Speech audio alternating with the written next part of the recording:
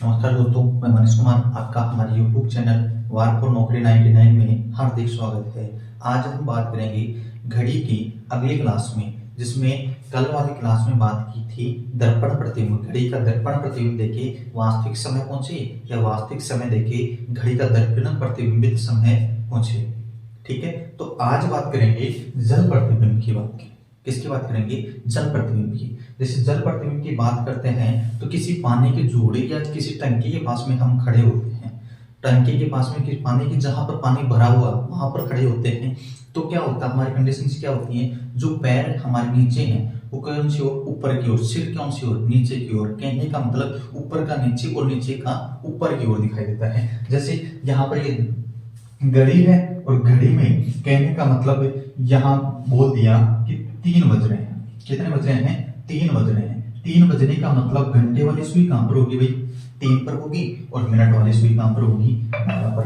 अब बात हुई जल प्रतिबिंब। जल प्रतिबिंब का मतलब नीचे लगा होगा। यहाँ पर दर्पण नीचे लगा होगा और दर्पण यहाँ नीचे रहेगा। जो पास में है वो कहां पर रहेगा? पास में। तो यहाँ पर कितना है पास में? 6। तो ये तो 6 और ये कितना है? 12। ये कितना है? ये चेंज थोड़ी होंगे, बायां दायां चेंज थोड़ी होगा, बायां दायां चेंज नहीं होगा। ओनली कौन से? ऊपर नीचे। क्योंकि ये एज इट इज ऐसा कैसा नीचे आएगा, तो जो पास में है वो पास में रहेगी और जो बाहर दूर है वो दूर रहेगा।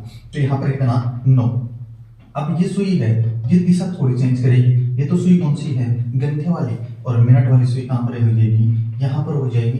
अब रियलिटी में हम देखें, वास्तव में देखें, तो यहाँ पर कितने बजते हैं? 3 बजते हैं। और यहाँ पर कितने बजते हैं? 6।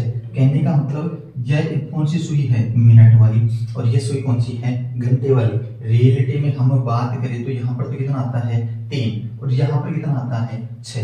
तो 3 बज के कितना मिनट बोल सकते हैं हम? 30 मिनट। 3 बज के 30 मिनट। तो इसके सीधे से हम इतना टाइम लगेगा, इतना टाइम एग्जाम में नहीं मिलता। इसलिए सीधी सी बात होती है कि एक दिन में कितने घंटे होते हैं भाई? 24 घंटे होते हैं। एक दिन में कितने घंटे होते हैं? 24 घंटे होते हैं। और 24 घंटे को हम क्या बोल सकते हैं कि 23 घंटे और कितने मिनट? 60 मिनट। 23 घंटे और 60 मिनट बोल सकते हैं। तो हमें पता है 23 घंटे 60 मिनट जब दर्पण प्रतिबिंब दे रखा तो किस में से माइनस कर देंगे? 23 से 60 में से। लेकिन बात हो रही है किसकी? जल प्रतिबिंब की। किसकी बात हो रही है? जल प्रतिबिंब की। तो हमें पता है कि हमारा समय ग्रीनविच रेखा से, हमारा समय ग्रीनविच रेखा से कितना घंटे आगे है? 5.5 घंटे आगे है। तो वो इतना क्या कर दो, इसमें से 23 घंटे 60 मिनट में 5.5 घंटे, 5 घंटे 30 मिनट क्या कर दो? माइनस कर दो। इसमें से 5 घंटे 30 मिनट माइनस किया तो कितना बच गया? 60 में से 30 गया तो 30, और 23 में से 5 गया तो 18।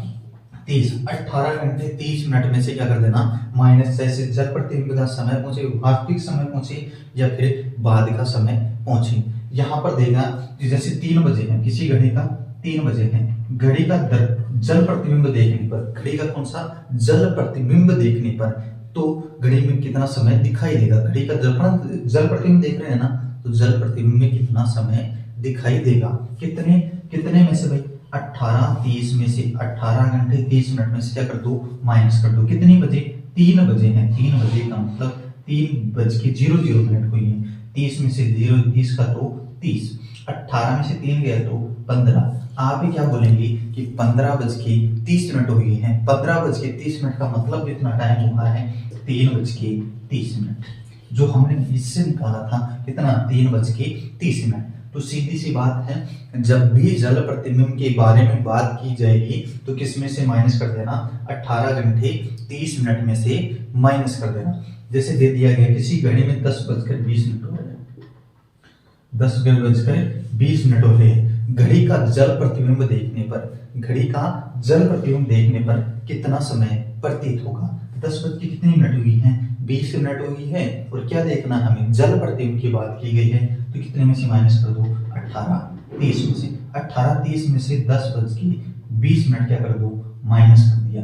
माइनस कर दिया तो 30 में से 20 गए तो 10, 18 में से 10 गए तो बचे कितने? 8। तो क्या बता सकते हैं कि 8:10 हो गई है। कितनी बज के? 8:10 हो गई है। जैसे समय दे दिया जाए यहाँ पर किसी घड़ी का जल प्रतिबिंब देखने पर, किसी घड़ी का जल प्रतिबिंब देखने पर घड़ी में 9:25 जैसा समय दिखाई दे रहा है। घड़ी में कितना समय दिखाई दे रहा है, 9:25 जैसा समय दिखाई दे रहा है। तो घड़ी का वास्तविक समय ज्ञात कीजिए। घड़ी का वास्तविक समय, जल प्रतिबिंबित समय कितना दिखाई दे रहा है भाई, 9:25। चाहे से जल प्रतिबिंबित समय देखिए वास्तविक समय पूछे तो भी किसमें से माइनस कर देना, 18:30 में से। कितने में से माइनस करेंगे, 18 घंटे 30 मिनट में से माइनस करेंगे। और जब वास्तविक समय दे रखा हो तो यहाँ पर देखना कि 18:30 में से कितना निकालना, 9:25 निकालना। तो 9:25 गया तो बच गया कितना, 5। 18 में से 9 गया तो 9। कहने का मतलब क्या समय बता सकते हैं, 9:05 हुए। कितने बज के, 9:05 हुए हैं। इसके बाद में आगे की बात करते हैं। जैसे क्वेश्चन और दे रखा हूं तो उसमें बात होगी जैसे कि किसी घड़ी का जल प्रतिबिंब देखने पर उस घड़ी में 12:27 जैसा समय दिखाई दे रहा है, 12:37 जैसा समय दिखाई दे रहा है। कितने बज के, 12:37। कितने में से भाई, 18:30 में से माइनस करना। किसी घड़ी का जल प्रतिबिंब देखने पर उसमें 12:37 जैसा समय दिखाई दे रहा है। तो घड़ी का वास्तविक समय क्या होगा, घड़ी का वास्तविक समय पहुंचा है तो कितने में से माइनस कर दो भाई, 18:30 में से। अब देखो 18:30 में से कितना माइनस करना आपको, 12:37 माइनस करोगे तो यहाँ पर 30 में से 37 जाता है क्या, नहीं जाता ना, 30 छोटा है। तो इससे क्या लेगा, एक उदाहरण। कहने का मतलब ये घंटे हैं और ये फॉर्मेशन किसकी है, मिनट की। तो ये 1 घंटा उधार देगा। कहने का मतलब मिनट में कितनी फॉर्मेशन हो जाएगी, 60 मिनट उधारी देगा। 60 मिनट उधारी देगा तो ये टोटल कितनी मिनट हो जाएंगी, 90 मिनट। और 90 में से 37 चला जाएगा। 90 में से 37 गई तो बच गए कितने, 53। कितने बच गए, 53। तो यहाँ पर 18 में से, अब 18 में से 12 थोड़ी उठाएंगे क्योंकि ये 1 घंटा उधारा दे दिया तो बच गया कितना, यहाँ पर ओनली 8 की जगह कितना बचा है, 7। यहाँ पर 7 बचा है तो 17 में से 12 गए तो कितने बजे हो गए, 5। कितना बच गया है, 5:53। तो जब भी जल प्रतिबिंब की बात की जाए, किसी घड़ी में जल प्रतिबिंबित समय कितना दे रखा है, 12:37। तो वास्तविक समय कितना हो जाएगा, 5:53 हो जाएगा उसका। ठीक है, बाकी घड़ी की पूरी क्लास आज कंप्लीट हो गई है। अगले क्लास कल नया टॉपिक स्टार्ट करेंगे हम।